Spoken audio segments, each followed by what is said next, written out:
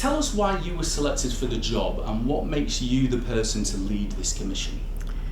Well, I think there's two things. First of all, I live in a hopi, which is part of the Bay of Plenty.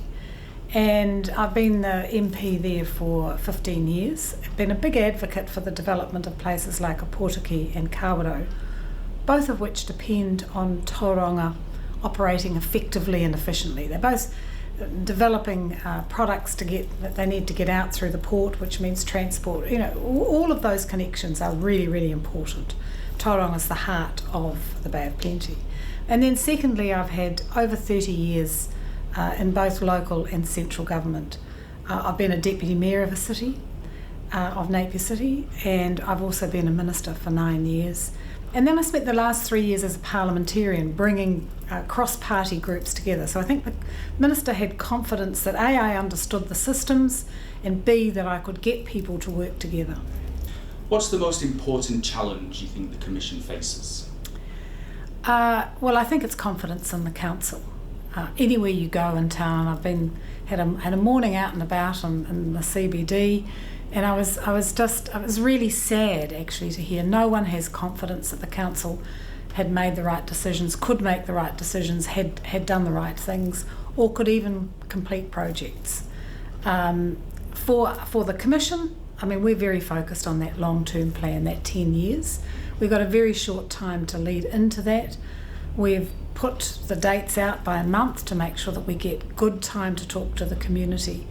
But the main challenge is making sure that the community have a voice, understand what we're doing and why we're making the decisions that we're making and how it's going to affect them. How are you going to speak to a good cross-breadth of everyone? I think that's the big challenge for us. We're certainly contacting as many of the existing groups as we possibly can. So the ratepayers associations, the Main Streets, the normal sort of organisations. But already we've been out and touched base with a number of the social service agencies, and we want to continue that. We've started what we call a commissioners clinic, so once a month. We've had a full day today with 15 appointments, and we're going to continue those on a regular basis. So people can just come and have a quiet chat with one or two commissioners. How important is it to get this long-term plan right? Well, I think it's very important to get it right, but I'm not convinced we'll get it right the first time. Simply because we've got such a short period of time. If we had the choice, we would do a lot more community consultation, getting out and talking to a lot more people before we ever put that together. Unfortunately, the statutory timelines don't allow that.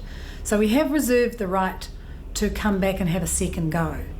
So during that first normal period, when the public come in, we'll be testing a whole lot of options, trying to get as wide a variety of views as we possibly can, make the decisions for the long-term plan, perhaps for the next 3 to 5 years, and then come back on a much broader time frame to really dig deep for that the next 10-year plan and have a second go.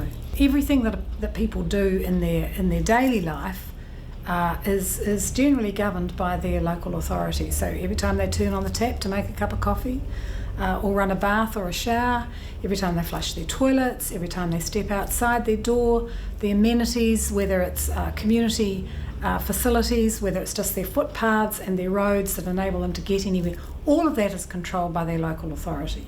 They pay rates, and we have a capital rating system here, which is based on the value of your house and your land, and everyone contributes. So it's really important that people think about how their rates are being spent. Do they understand what Tauranga is going to look like over the next 10 years? Do they want to have a say in what Tauranga looks like over the next 10 years?